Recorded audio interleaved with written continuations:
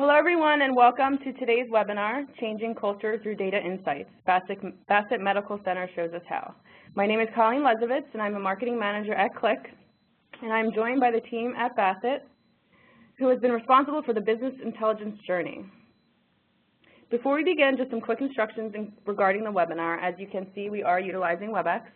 Our participants will be on mute throughout the entire session. However, if you do have any technical difficulties, please utilize the Q&A window in the bottom right-hand corner of your WebEx console. Please also use this window to submit questions at any time pertaining to the topics presented, because we will be reserving time at the end to answer them. Before we get started, I just wanted to quickly talk about Click. For those of you who are unfamiliar with us, this statement here expresses our organizational strategy. Click creates innovative data discovery software that simplifies how people explore their data and helps them make better decisions as an outcome. How information is used to make better decisions is critical to success in whatever an organization does, be it to make profit, increase shareholder value, or deliver social change. Here are just some quick facts about Click. We have approximately 33 customers in over 100 countries. We have more than 1,700 global partners. We have over 1,900 employees in more than 26 countries. And we have been a leader in the Gartner BI Magic Quadrant for 4 consecutive years. Click offers 2 products, ClickView and ClickSense. ClickView is our proven marketing leading data discovery platform for creating and deploying rich, guided analytics applications. And then we have ClickSense, which is our next generation self-service data visualization application that allows everyone to create and explore using their intuition.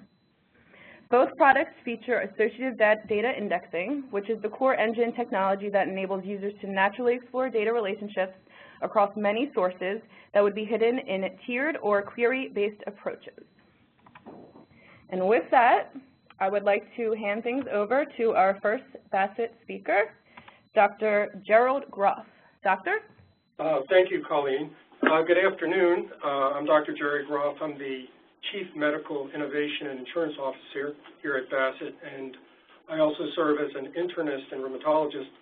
And I would like to extend our welcome from the Bassett team to this webinar entitled Changing Culture Through Data Insights.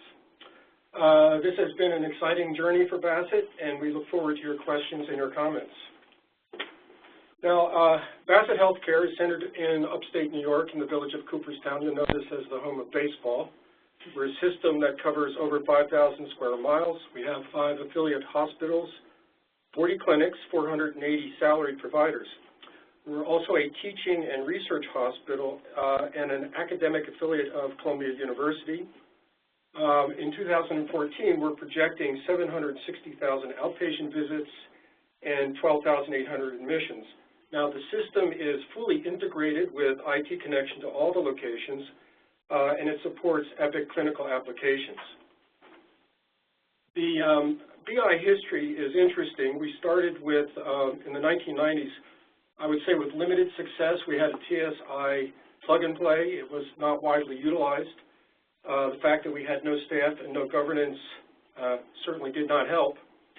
Between 2009 and 2010, this really was a learning period for us. We engaged consultants. They were informative. But eventually, we determined that we did not want to make a multi-million-dollar investment in a BI strategy that was really dependent on outside expertise. So in 2011, we decided to develop our own BI skills internally.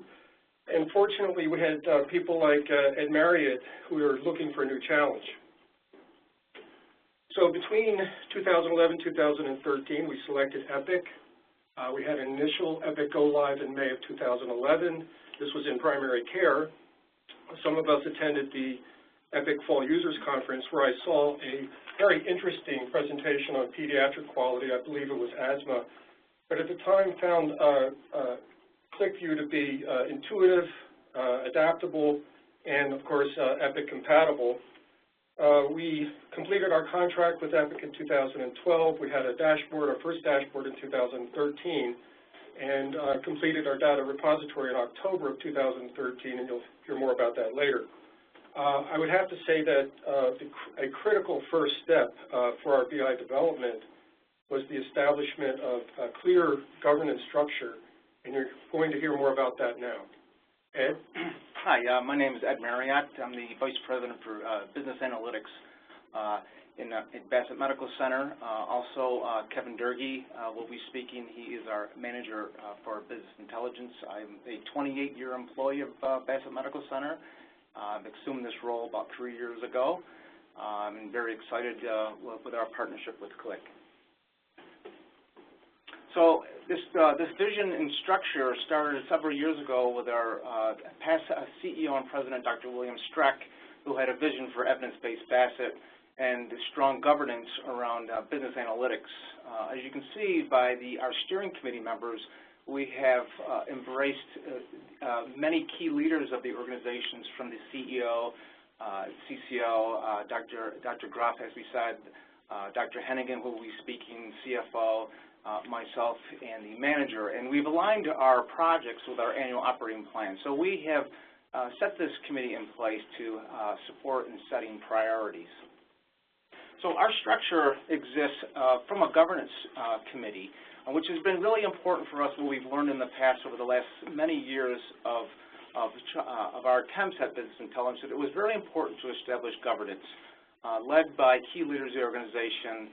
As you can see, my alignment as the VP of Business Analytics and the manager, and we have technical leads and developers well-trained in Click and other applications. We have built a really sustaining structure.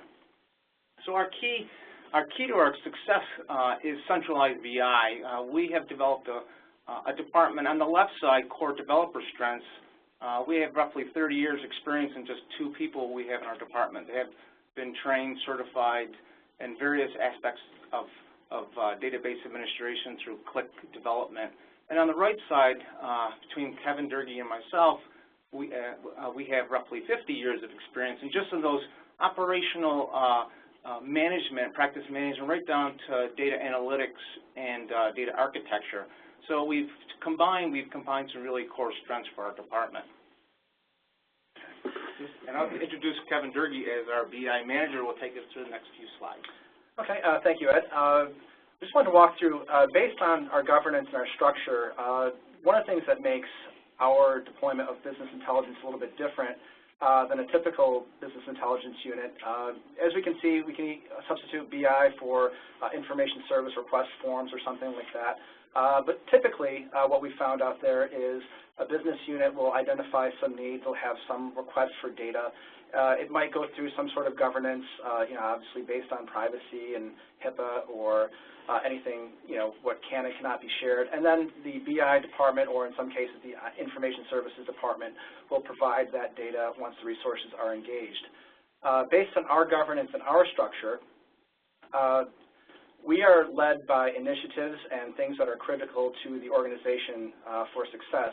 You can see on the top pillars such as quality, healthcare incentives, such as patient-centered medical home, meaningful use, the practice management, and all the way over to rev cycle. That is what is driving the work, and the BI governance, the BI steering committee, led by the CEO and our key leaders, will align those and focus our efforts to meet those challenges. And the BI department will engage the resources, develop the dashboards, and support the success of those initiatives. So roughly right now, we have about 24 dashboards, and you can see how they align underneath the various pillars. We've also separated out what is drawing primarily from Epic versus the business apps, which would be more or less our GE Centricity billing registration system. And again, we have several initiatives, pillars I should say, that we are supporting in business intelligence. So this is Ed Marriott speaking. Just wanted to show you on the screen, we've had challenges in the beginning just trying to get us going, but one of the techniques we have used is coming up with a catalog of our applications. So think of it as a book or an inventory of our dashboards with graphical pictures and explanations and index. and just information sharing about how we can get that awareness of our current apps out to those end users, our managers, our directors. So this has been very successful of bringing awareness to our current applications without actually going right into Click. That brings the interest to them. So this one slide here I wanted to just show for the audience, for those out there that have involved in the technical aspects of Click or business intelligence. This is the model that we currently use for our development. And you can see from the top, we are a GE Centricity patient financial system. This is where we have built all of this in-house, our extract, our staging, our normalization, our ETL process, summary data and data marts. Epic we build data marts off of Epic, and on the left we have various other sources from either external or financial. Click being on the very right on our data flow, ClickView is our main delivery data discovery tool. We also use various other tools, but ClickView being our main tool. So at this point, I would like to turn it over to Holly Conway. She's the Senior Director for the Department of Surgery. Hello, this is Holly Conway. Thank you for inviting us to join you today. I've been with Bassett for about 8 years now, working with the Department of Surgery. And like many of my colleagues and others in the industry, I've struggled with limited access to or availability of current information, data, meaningful reports. And ClickView has really transformed the way we work, providing us with current up-to-date information and the ability to really manipulate and drill down on that data in a variety of different ways. The ClickView dashboards have also provided us with great tools to engage in meaningful conversations and strategic conversations with our clinical partners and our VPs. I've been really excited to be a part of this and engaged in these efforts with our team here at Bassett. This is a snapshot of some graphs from our referral analysis dashboard. And the referral analysis dashboard provides us with information about total referrals generated from our Bassett healthcare network. And we're able to separate those referrals into referrals that stay within our system and referrals that are leaking out of our system to our competition. And you can see those represented by the blue in those graphs there. And we're able to drill down further on that data in a variety of different ways. We can look at it from over time periods, by referring departments, specialties, procedure types, patient demographics, just to name a few.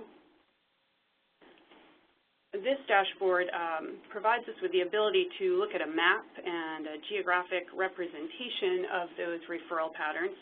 The Bassett Medical Center campus is located in the center of that circle of bubbles, which represent referrals that are lost to our competition on the fringes of our network. If we want to drill down further on those referrals that we're losing and try to understand exactly where they are and why we're losing those referrals, we can drill down in this way and look at which departments those referrals are being generated from. And we also have the ability, if we choose, to drill down even further. We can look at individual provider patterns if we'd like, in a variety of other ways. Not represented here is also the ability to actually look at the actual referrals and look at the reasons why those referrals have gone out of system, such as geographically more convenient or the subspecialty not available within Bassett, so that we can really do a thorough analysis and understand what direction we want to take and how we want to respond to that information. This graph represents the types of external referrals made in the region in the last slide with the greatest number of external referrals. I'm just trying to drill down a little bit further. We're able to quantify the referral losses by specialty and type from this information, and we can make strategic decisions about program growth, expansion of specialty services in certain regions, and an analysis like this provided us with information to place ancillary radiology services in a primary care site that was referring a lot of radiology studies to a competitor. It also provides us with justification and support to expand our specialty presence in that region. And we also have what we call a referral timing dashboard. This dashboard provides us with information about how long it's taking us to work those referrals in our EPIC queues and how long it's taking for the patient to actually be seen for a new patient appointment. And this snapshot represents how a focused effort in our division of orthopedics really reduced the median days to a new appointment over time, from 18 days to 13 days. So this tool has been really valuable to us in our assessment of our ability to manage the queues, how well we're working those queues. Do we have the right number of resources applied? Do we have the right workflows defined? And also provides us a snapshot of our access for new patients, which we'll discuss later in the presentation with our access dashboard. And I will now hand the presentation over to my colleague, Kaylin Purcell, the Senior Director for the Department of Medicine. Thank you very much, Holly. I also want to echo my colleagues' comments and also thank ClickView for this opportunity to present today. In my role at Bassett as the Senior Director for the Department of Medicine, having the ability to pull real-time data and reports, review and analyze it, and then respond in a timely manner is essential to my work. An area where ClickView has proven invaluable is in our work with meaningful use. As you all are aware, the ability for eligible providers in hospital to meet the specific objectives for each of the 3 stages of MU allows for the receipt of federal dollars from the Medicare EHR incentive program, and not attaining results in penalties against Medicare and Medicaid reimbursement that increases yearly. Our first slide, our first meaningful use dashboard provided all the elements that we needed for meaningful use tracking. However, it was a Microsoft Access Access report that was manually produced and was very labor intensive. It was distributed monthly with static data, which did not allow for any timely course correction or intervention with our providers. With the introduction of ClickView, we now have a robust, dynamic, and electronic BI delivery system that is accessible to our chiefs of service, managers, directors, and super users in the organization. The data reloads daily, allowing for real-time review of provider status, as well as the ability to monitor, measure any operational interventions that may have been introduced. ClickView has successfully set the basis and framework for all of our current and future meaningful use work. On this first slide, we can easily see the meaningful use measures with definitions and easily drill down on any of the measures for more detail. This has been invaluable in our work with providers. As we move to this next slide and look at the Measures tab, I can select my department, which is the Department of Medicine, and see all of the divisions listed, including the number of providers, and current status for each meaningful use measure. Green meaning passing, yellow means passing by a small percentage, and red can be showing failing. As you can see here, we were all in green at this time. A further drill down into the Department of Medicine data allows me to view all of the providers within the department in a snapshot, again allowing for easy identification of any outliers or areas needing focus. On the next slide, you can see where I select the division within the Department of Medicine. Here we select Prime Care. All the providers in that division will be listed with corresponding meaningful use measures, again allowing for real-time review and assessment of the provider's status. If I'm interested in seeing any changes over time for a provider, I can easily accomplish this by selecting a specific date in the Change Since Date box, and then select the See Core changes identified below. This allows me to see if there has been any changes, green meaning, yep, things have improved, and red indicating we've had some losses in that area. very quickly providing the data to guide any interventions or course corrections with a provider. As noted earlier, it's essential to be able to assess and measure any interventions that may have been applied in order to assess success. By selecting the next tab on this dashboard, which is our measures outcome, and selecting a provider, which here we selected Dr. DeLong, we also can select specific core measures. Here is 219, 223, and 230. We can see Dr. DeLong's progress over time with each of these measures. And so, for example, with measure P230, which is the use of secure electronic messaging to communicate with patients, we can clearly see a marked improvement in the measure, which also coincides with introduction of additional education and training provided to Dr. DeLong during this time period. I cannot stress enough how important this was in our work with our providers. This work has brought a great deal of success and reward, as illustrated by this slide provided by Epic. Out of the 1,400 eligible providers and 40 Epic hospitals, Bassett was one of the 24 organizations who were successful in testing to stage 2. Now I'd like to introduce Dr. Steve Hennigan, our Chief Clinical Officer, who will provide some additional QuickView uses and functionality. Thank you again. As all of us here are very excited about participating here. I actually started on this journey with Click as the Chief of Surgery for Bassett. Bassett is a fully employed model, so all of our providers are employed. And so we theoretically can all work together towards improvement. And getting back to the title of our subject is how do we use this tool really to change our culture? And hopefully I'll show some examples of where we've done that. We started out really looking at QuickView with regard to productivity, quality, and growth, kind of traditional models for healthcare. I know many of you in the audience there are in healthcare and realize, as we do, that healthcare is really evolving to a different model where what we get paid for, what we get looked at is really very different than it had historically. So we see that there's a cultural change that we have to evolve ourselves and our providers. And so we're using this tool, and we're using the principle of kind of setting our goals together, having shared goals, having transparency with our provider group, and then really measuring those goals, feeding it back to them, having them see them, have them control it, and so we can agree on our path. So these are examples that Holly and Kaylin talked to you. Holly really in a kind of more traditional role for us in our growth vision of where are we losing referrals. Kaylin really talked about meaningful use, kind of the newer trends that we're seeing where measurements done on our practice, our documentation really is going to set our success.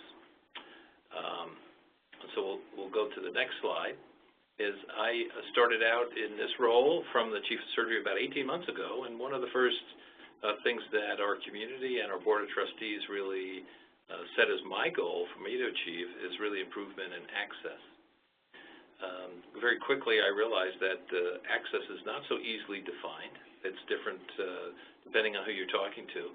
So we really went about using QuickView and data we had to agree first of what that definition is. So we developed here dashboards that rolled up to a report. These dashboards use 6 different measurements, as you can see.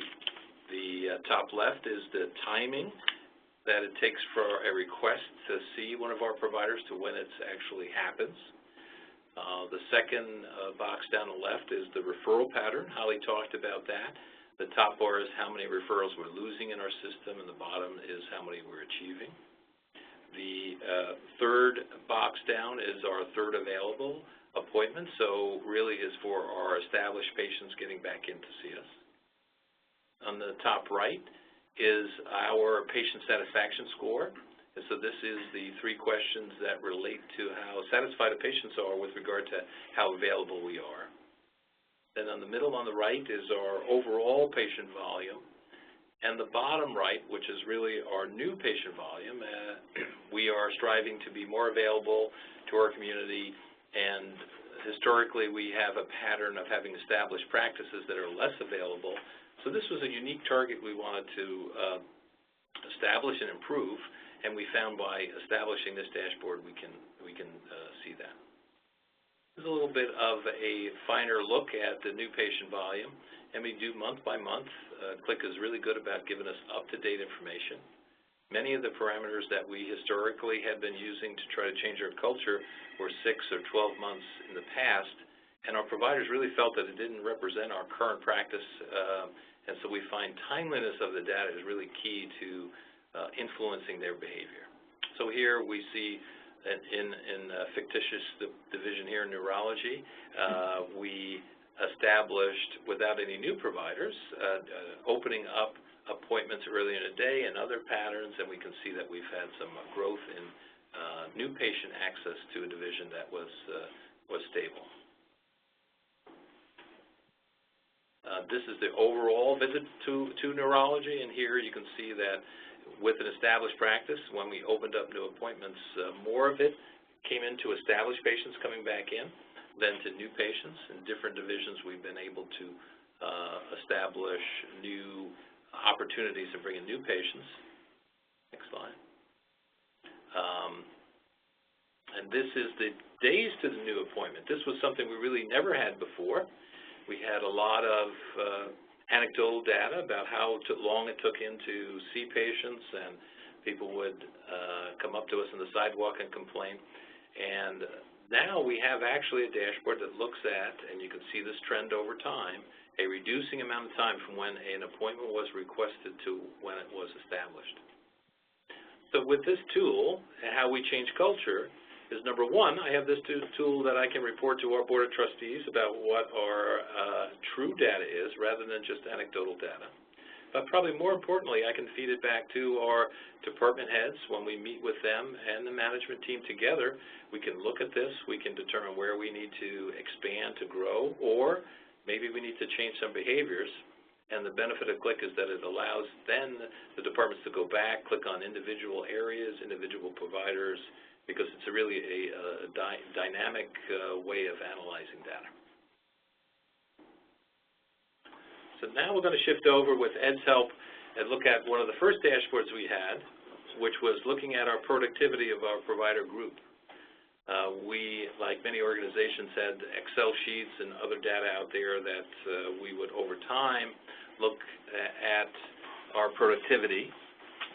But Ed was able to build this one as one of our first dashboards, and this, as Ed will circle, has our 458 providers we have in this dashboard, which represents all of our providers that have typical RVU or CPT-generated practices. That means that we submit bills under their care. We do have other groups like anesthesia and others that don't fall into this that are outside, but this obviously represents about 90% of our provider group. And so these numbers have all been scrambled, so they're not true numbers, but we want to use it as a representation. And so this is every one of our departments and every one of our divisions and every one of our providers.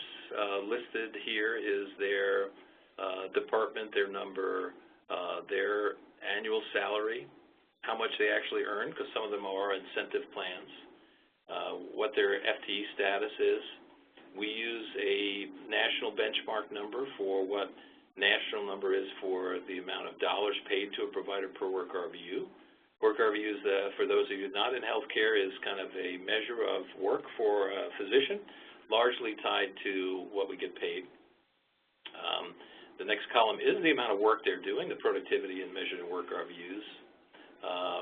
Then we defined a clinical salary, which was their total salary minus anything we have administrative. So if we have somebody who's in charge of a quality program, we might pay them money to do that, so that comes out of there. So that's our clinical salary.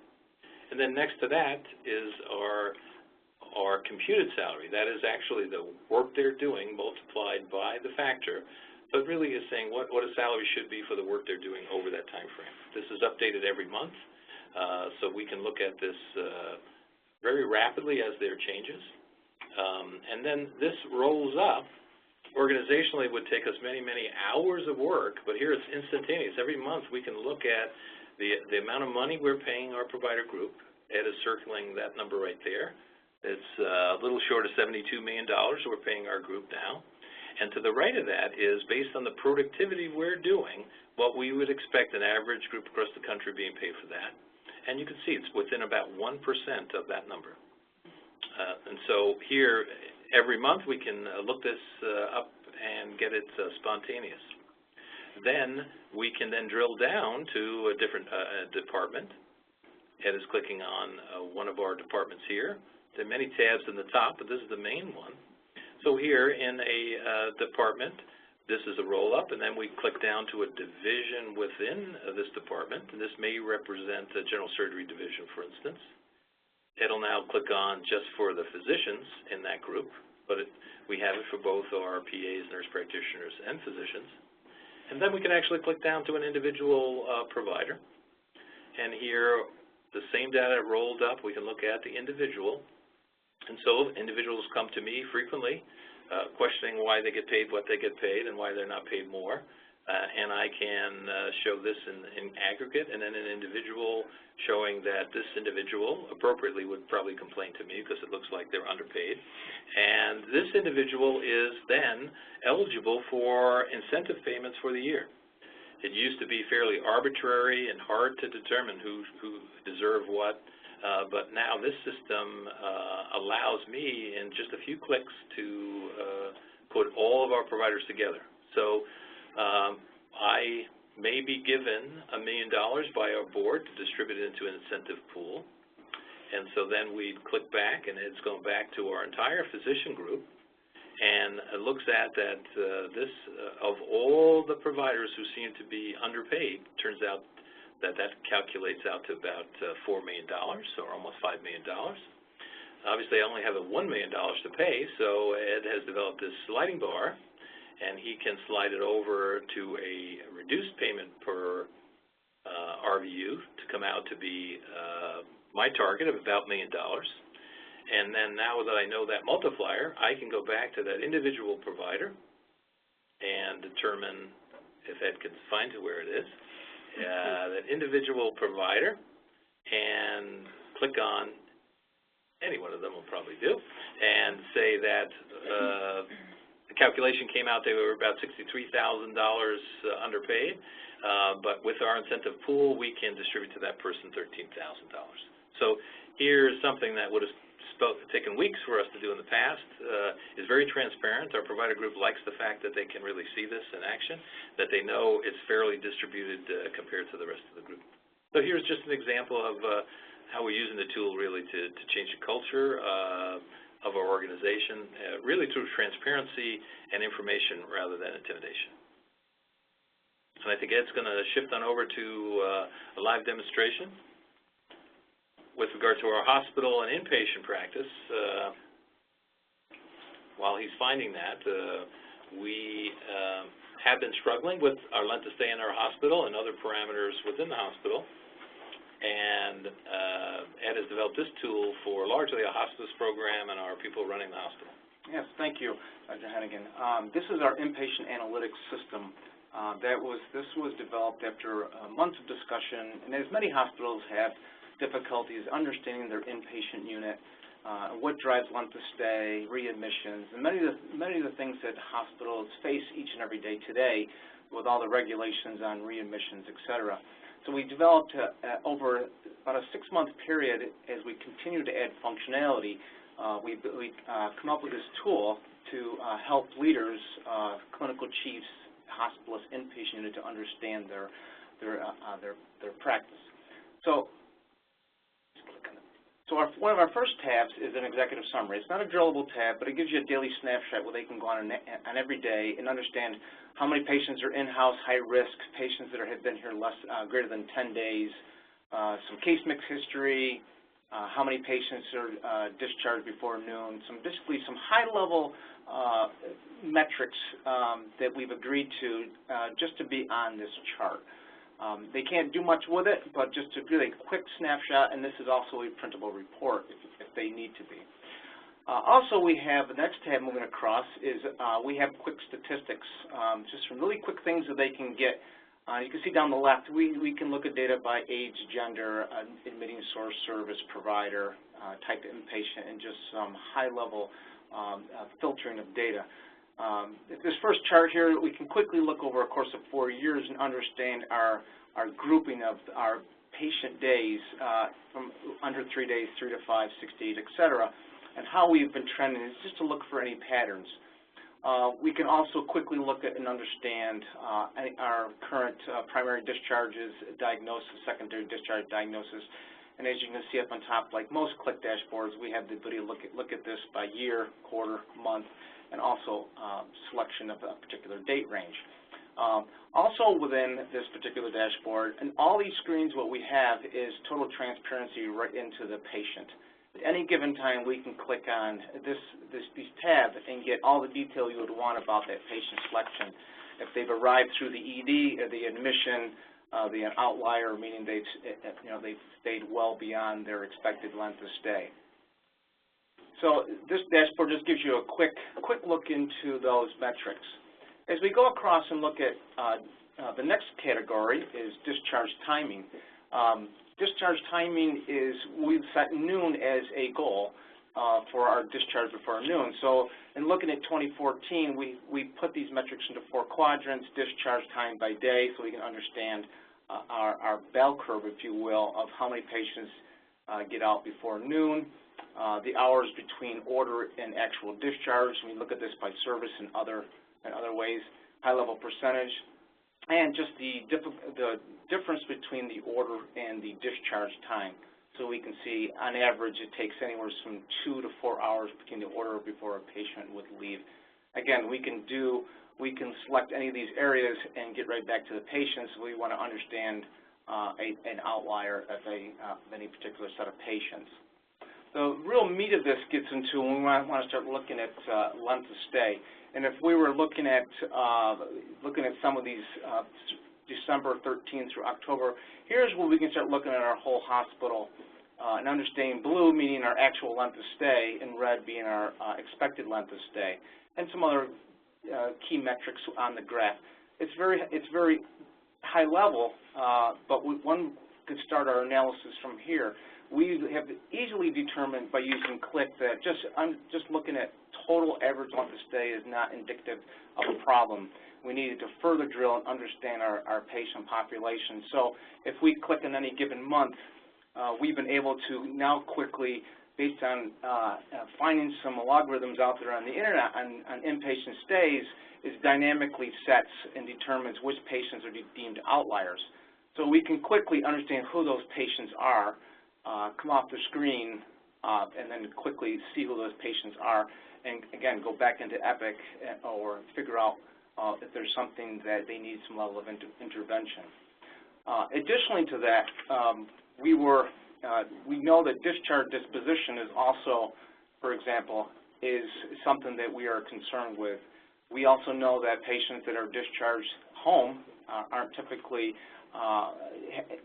have a length of stay longer than actual, but patients that are discharged to rehab, skilled nursing facility, et cetera, have typically a longer length of stay. So we can quickly look at, from a dimension, our data in many, many different ways, from DRG to discharge diagnosis to demographics. This has proven and very successful in understanding our inpatient population.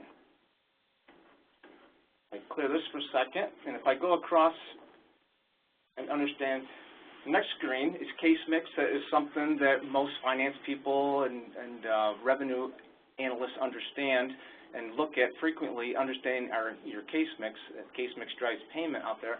We can trend this. We can look at this by service, by payer, and to understand our case mix by many, many, many different disciplines. Here is another schedule or tab that we have on DRG summary.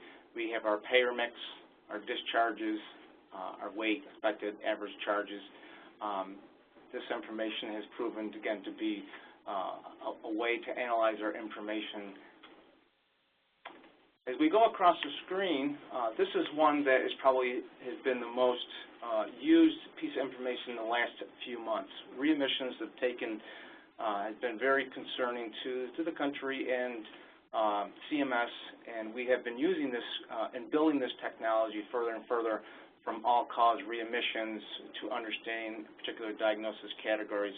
It has proven very helpful, and for our case managers, social work, it just speeds up their work. So now, before they would have to do much manual review of charts, they can quickly understand, click on, I want to see all our heart failure patients, and they can look at 30-day remits.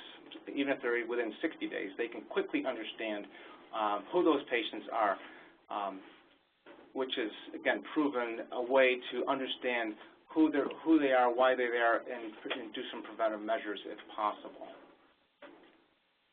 Moving across to in-house patients, this is a screen, again, the case managers use. These are patients as in-house. This updates every day as of the midnight census. So in this particular example, we have 100 patients in-house, 92 are inpatient, 8 in observation. It will tell you if they're high risk or not, Medicare, Medicaid, if they red indicator, they are a readmit and need to be concerned with. They are currently in observation status, and some historical information, meaning that if they've been here within the last 30, 60, 90 days, 1 year, et cetera, and they've come in through the ED or the inpatient. And then also to the very right side of this, it's not just about their frequency. These patients have chronic conditions. So these indicators here under these chronic condition categories will tell the case manager, yes, they're here, they're readmit in this particular situation, but they also have 5 chronic conditions to be concerned with. That has proven very, very important in understanding the patient and their readmit status and what intervention they may need to do in the future. This next tab here we refer to as high-risk patients. These are patients that have mostly already been in-house and discharged, but there could be a patient in here that is not still in-house. So this tracks from the beginning of time any high-risk patients. So now we're creating a data mart or a database of all high-risk patients as defined as a patient that is Medicare and Medicaid with 3 or more chronic conditions. Case managers need to know about these patients immediately so they can support them.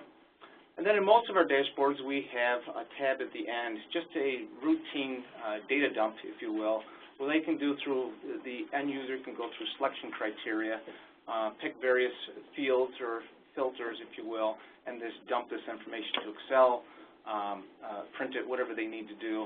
It is just, again, another way that they can get information they've not been able to get in the past. So from here, we're going to jump back to our presentation.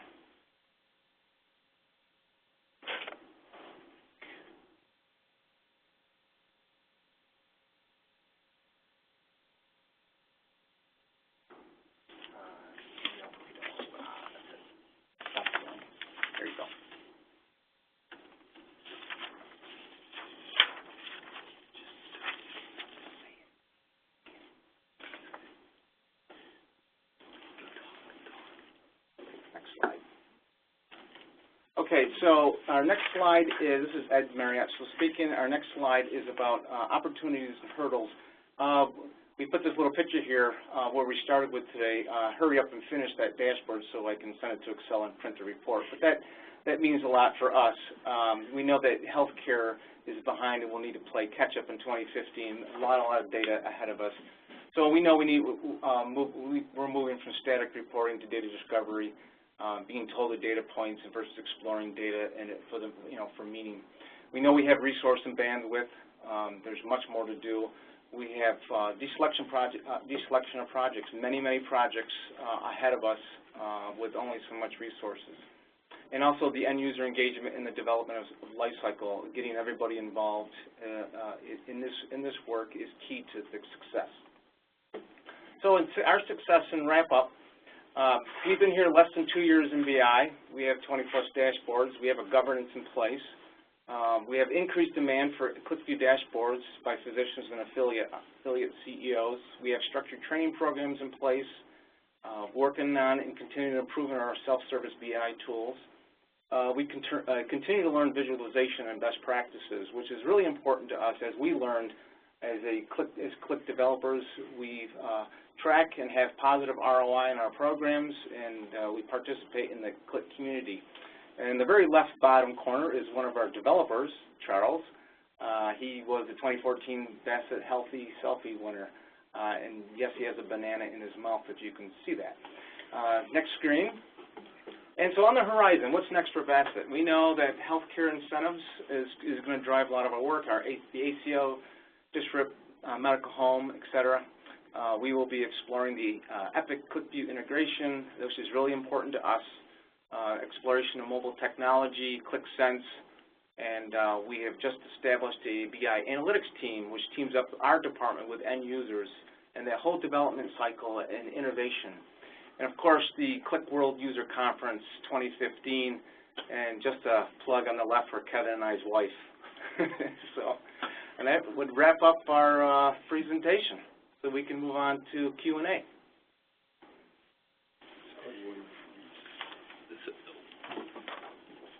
We see one question here, which is what level of individual physician adoption are we seeing with Click?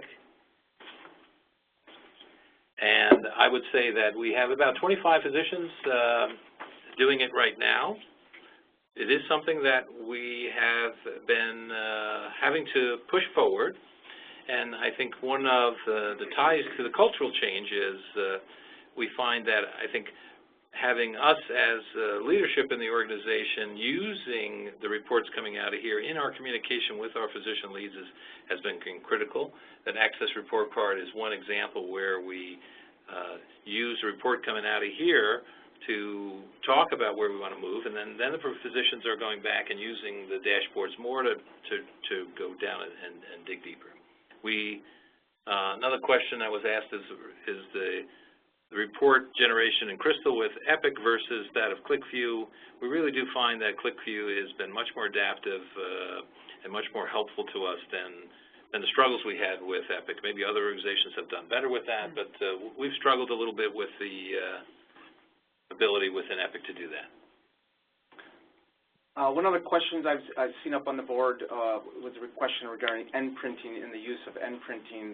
That is something that I have looked at, have still been researching, have talked to end printing, looking at their solution, have not fully adopted a decision yet to move to that, but we are entertaining that as a potential solution for the future. One of the other questions I see up on the board right now is, have you maintained a balance between our Epic report writers and your BI team? I think that is a very important question. We talk about that all the time here, about the integration of our Epic report writers and our BI team. We work very closely together. We do share a lot of the same information and a lot of the same questions. But it is something we are currently discussing right now, on that integration and how we work closer together. Time frame to development? Yeah, so one other question, time frame to development. I would say this is where Click has been a big win for us. We have some dashboards as part of our inventory of our 20-plus dashboards that have taken 1 day or less to develop. Inpatient deficiencies of Epic, if you will. 1 day to track, monitor, graph, chart, deploy. It was very successful. The inpatient analytics system, which I demonstrated earlier, was months of development. That was probably in the 4 to 6 months of development. A lot of information, a lot of development in the backside, working with a lot of people to perfect a system of a tool of such. I think we had a question from somebody we're working with, Joe Warbington, over at Click. Basically, what would we do differently? And I'll hand that off to Dr. Groff if we had to start from the beginning again. Oh, boy. Tough question. Since we did it all perfectly, it's hard to answer that. No. I guess I would say that we would have actually adapted more quickly with QuickView. I mean, we saw it in 2010 and 2011. The speed of getting the contract completed and the project started. It took us more time than we realized. I think we can do a better job in communicating and explaining that these tools are really for exploration. Our system is used to reports in a static way, and we still use many reports in a static way. But the power of this tool is in the creativity and in the exploration, and we're still working hard at getting that message across. I think it's a slow and gradual process. I don't know what we would do differently in order to move it ahead, but I think if we had recognized this early on, I think we might have approached the communication a little bit differently. Any additions to that from anyone? I see another question here on the screen. Can you share any insight for where you can find developers for QlikView? I'd just like to make a comment on that. We too have faced ourselves with, we have many open positions for QlikView developers, and we have tended to lean towards growing these positions internally through various training and partnering with seasoned Qlik developers. And that has also been a challenge for us, and I believe Qlik, especially being an Epic partner and a successful BI solution, that the need for Qlik developers are growing, and we're working on doubling our staff at this point in time.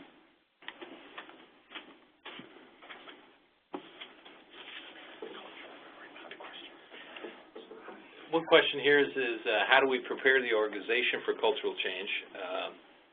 There's obviously a whole science to that, and we're using this tool and trying to do this in a transparent way and trying to engage the organization. Another question here is, how do we see using this in the future?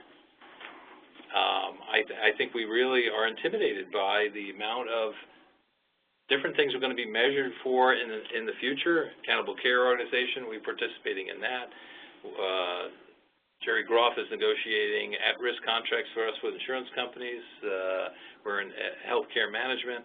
So I think our biggest challenge in going forward is to be able to expand this with the quality individuals we have to give us the information for us to achieve that. That's not going to be easy for us, and we realize that expanding this program is what we need, and that's going to be challenging in itself. If I would add to that, Steve, this is Jerry Groff again. As a system, we are committing to population health, as Steve has mentioned, and so we see this as a critical tool in connecting the theory of population health to actually bring this to our providers and our staff on an individual basis. One challenge that we have that I'm sure you all have is that there's so much potential for this tool that prioritizing what we do, which projects we emphasize, what are the elements of each project is a real challenge for us. And I think because of the governance structure, we've been able to see this fairly clearly, but by expanding into population health and all the possibilities of population health, it's going to add to the overall complexity. One of the questions regarding the MU app with respect to, is it from Epic or from Qlik, that application that was demoed in PowerPoint was developed internally within our team. Our team being a little different, we are Qlik trained in 4 different Qlik classes actually, and our developers are also certified in Epic, certified in Clarity report writing, Clarity data model, meaning that they have the knowledge and the training and the certification to be in Epic and utilizing Qlik, which was quickly allowed us to develop applications connecting QlikView to Clarity and Epic. So it has been a big win for us.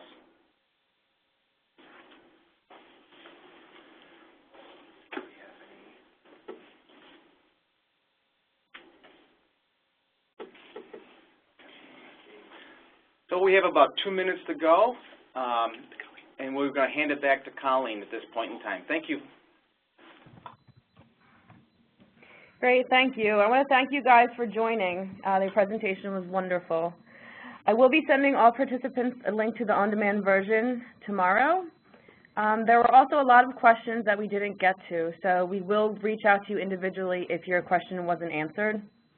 For more information, we welcome you to visit Qlik.com, where you can find white papers, case studies, demos, and free downloads of our QlikView Personal Edition and our QlikSense desktop.